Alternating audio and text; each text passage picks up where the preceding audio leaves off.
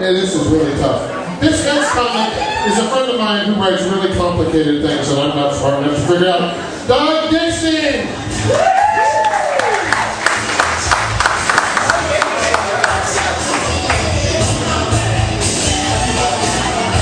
Alright, how's everybody doing? Yeah! It's nice to be back at Smiles. I haven't been here in a while. They changed things around a little bit since I was last year. I encourage everyone to have food here. The food here is very, very good at Smiles. I highly recommend it. Certainly better than the food in England. That's where Barack Obama is right now, our President of the United States. Is at the G20 summit. Does anyone here know what the G stands for in G20?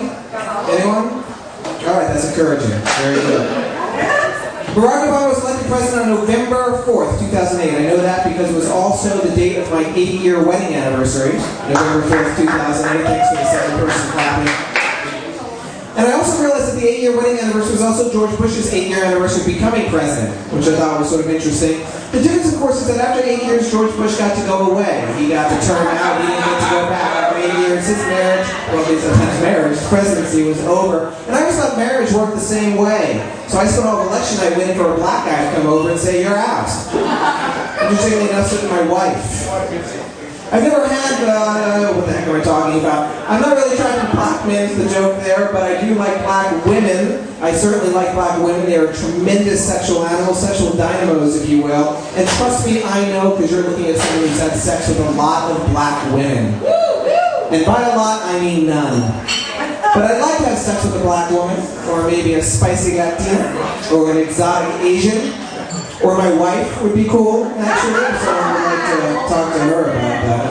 I am having some marriage problems, so we went to see a therapist, a lovely woman named Shelley. And at the first session, Shelley gave us a piece of paper and she asked us to write down what we'd like to accomplish in the session. So she wrote down what we wanted to accomplish, we folded it up, and we gave it back to Shelley.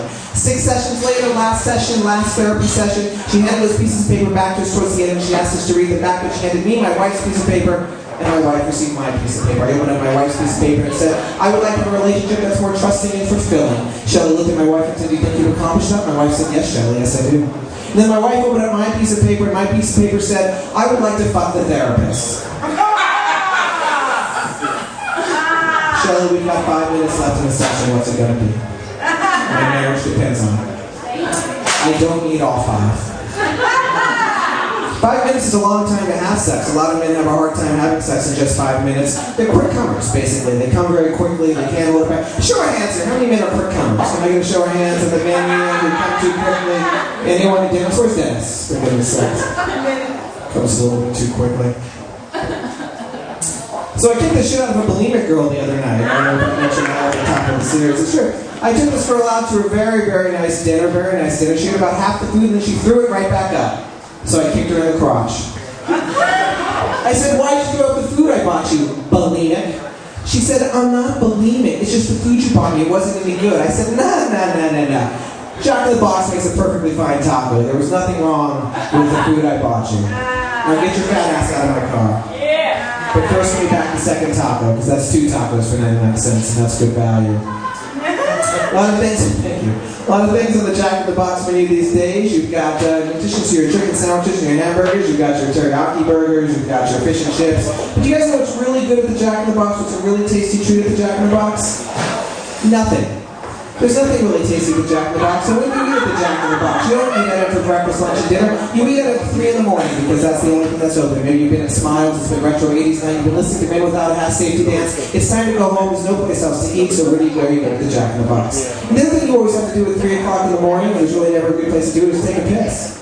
And this happened the other night. I was here at Smiles. It was retro 70s night. We just finished playing American Band by Grand Funk Railroad. I had to get out. I needed to take a piss. There was no place to take a piss. I drove to Woodland Hills, up to West Hills, up to North Hills, over to Arletta, right down through Burbank into Glendale, right past Studio City, right through here in Sherman. I was like, "Keep finding a place to take a piss." Finally, I went to Pacoima. I found a piss.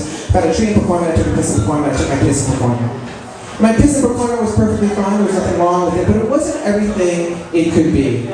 And you know, this is a very special night here at Smiles. They have the new wood paneling here, and it's all being recorded. And I think if we can agree on nothing, if we can come together once as a group and agree on nothing else, I think we can all agree on this, that the best place, if you really need to take a piss, the best place to take a piss is on a 16-year-old girl.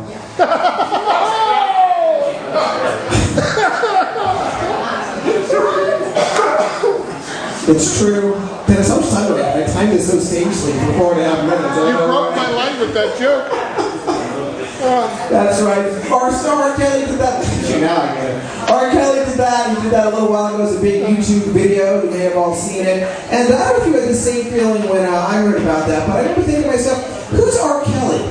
Because I don't really follow science very closely, but I think if I look back right now, R. Kelly's the kind of person I don't really want to hang out with. He's not the kind of person I really like. I think the people I really like are right here at Smiles in beautiful Sherman Oaks, California. Thank you so much for your time, Mr. Dennis.